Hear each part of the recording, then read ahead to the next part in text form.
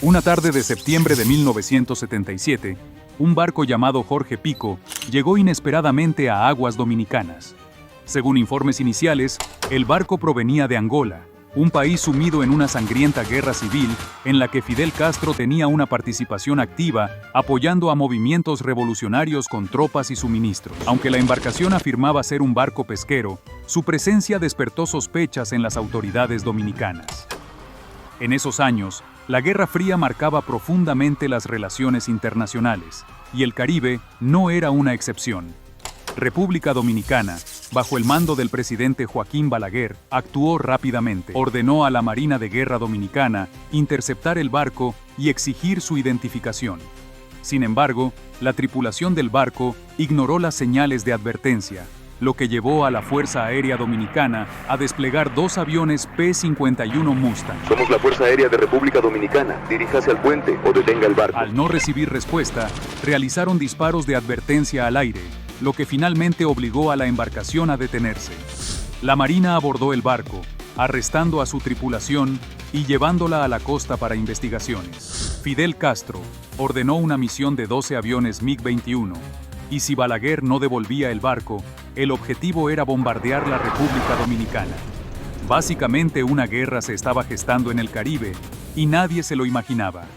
¿Cómo es posible que 2 países hermanos estuvieran a punto de una guerra por un simple barco? Antes de responder eso, debemos dar un viaje y analizar cómo fueron las relaciones entre ambos países en el pasado. La República Dominicana, desde antes de su formación, ya contaba con aliados de Cuba. Por ejemplo, en la batalla de Palo Hincado, participaron cubanos y puertorriqueños en ayuda a los dominicanos. Obviamente todavía ninguno se les llamaba así. El general Máximo Gómez, que fue una pieza clave para la liberación de Cuba en la batalla de los 10 años, en realidad nació en Baní, República Dominicana. Y la historia de independencia de ambos países siempre estuvo de una u otra manera ligada. Los problemas comenzaron cuando este individuo llegó al poder en 1930. Muchos que no estaban de acuerdo con su gobierno se exiliaron en Cuba, convenciendo al gobierno actual de que Trujillo representaba un peligro para el Caribe. Y es aquí donde comienzan los conflictos. La expedición de Cayo Confites, organizada en 1947, fue un intento de invadir la República Dominicana para derrocar la dictadura de Rafael Trujillo. Este movimiento reunió a más de 1000 combatientes, en su mayoría exiliados dominicanos, junto con voluntarios de otros países caribeños y latinoamericanos. Contaron con el apoyo del gobierno cubano, liderado por Ramón Grau San Martín, quien facilitó el entrenamiento militar y el armamento en el islote de Cayo Confites, ubicado al norte de Cuba. El plan consistía en una invasión marítima que partiría desde Cayo Confites hacia la costa norte de la República Dominicana, específicamente por zonas como Montecristi. Los insurgentes disponían de embarcaciones armadas y recursos bélicos básicos. Trujillo, al enterarse de los preparativos, utilizó sus redes diplomáticas e influencia para presionar a Estados Unidos y otros países a intervenir. Washington, preocupado por el riesgo de desestabilización en el Caribe, presionó a Cuba para detener la expedición. Al mismo tiempo, Trujillo reforzó las defensas en la costa dominicana, movilizando al ejército y preparando a su marina para repeler cualquier ataque. El gobierno cubano, bajo presión internacional, ordenó el bloqueo de los barcos en Cayo Confites. La marina cubana interceptó a los combatientes, confiscó las armas y arrestó a los líderes del movimiento. Muchos de los participantes fueron deportados y otros quedaron bajo arresto en Cuba. Dicen las malas lenguas que Fidel Castro se enlistó para participar en esta operación y se salvó de tablita de ser encarcelado cuando el gobierno de Cuba interceptó la operación. Sin embargo, la historia personal de Fidel Castro y República Dominicana continuaría años después. En 1959, poco después del triunfo de la Revolución Cubana, tuvo lugar la expedición del 14 de junio, un nuevo intento de derrocar la dictadura trujillista.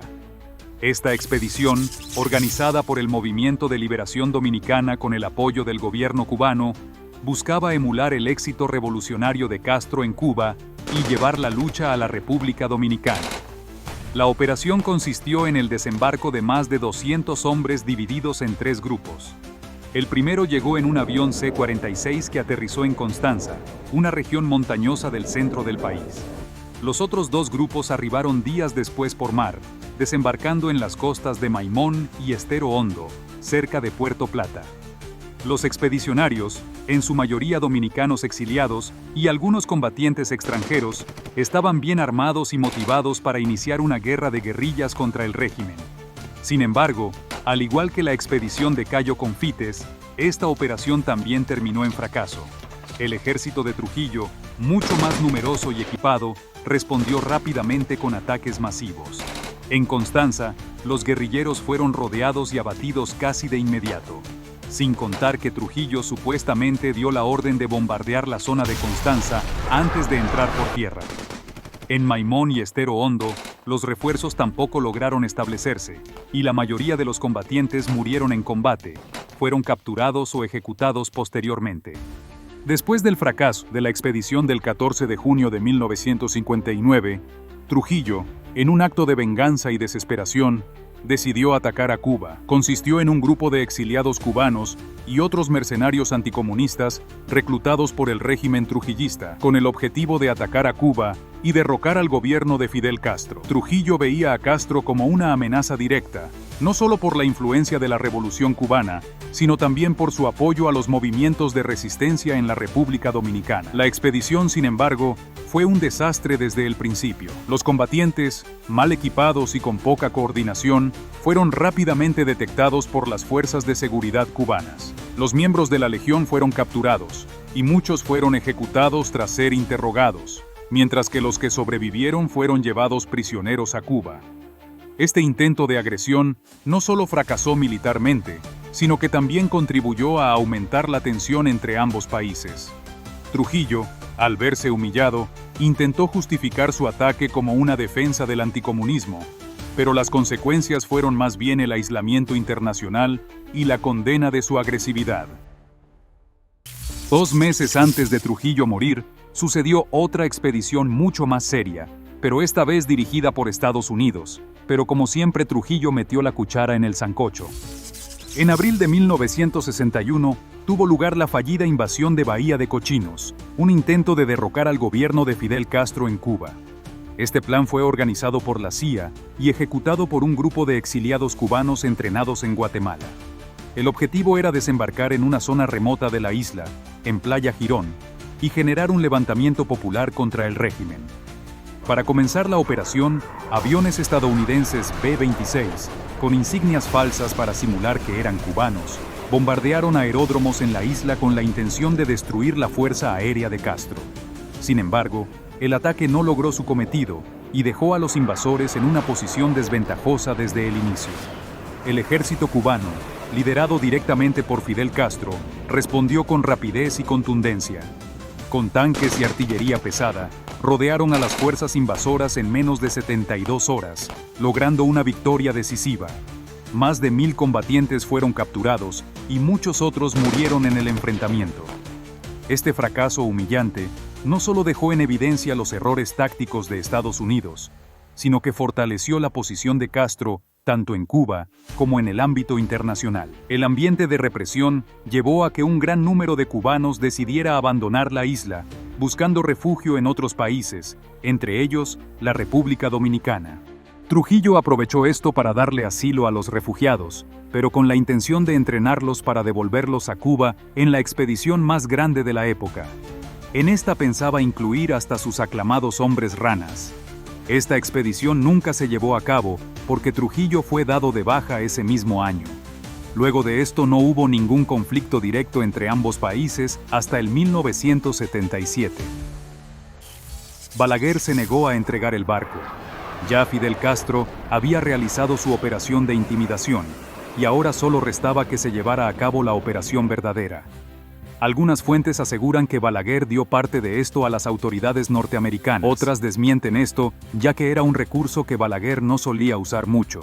Los altos mandos militares sugirieron que si el barco estaba vacío, lo más prudente era devolverlo. Al parecer, el barco ya había cumplido su misión de llevar armas y provisiones a la guerra abierta en Angola, y por lo tanto, el barco sí estaba vacío. La verdad que esto es difícil de saberlo con certeza. Lo que sí se sabe es que el barco fue devuelto, y Castro canceló su orden conocida como Operación Pico.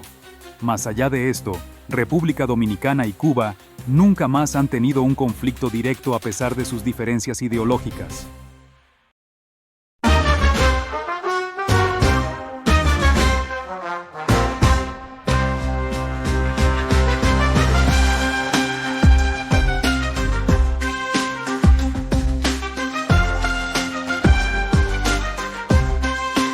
Cuba indomable rompió su cadena, con sangre y con lucha rompió la condena. Dominicana de Duarte su llama, alzando banderas defendió su fama. Con machetes y gritos de fe en su esencia, libró su camino a la independencia. Prometido heroico del águila al vuelo, la lucha de Hidalgo cruzó todo el suelo. En cada batalla su pecho un estandarte, gritando justicia con Villa y con Marte. Pero con Bolívar y San Martín juntos, liberó los Andes de grilletes prontos. El eco en la sierra fue su testimonio, la patria nacía bajo su dominio. En Colombia el pueblo jamás se arrodilla, la espada flamea en su maravilla.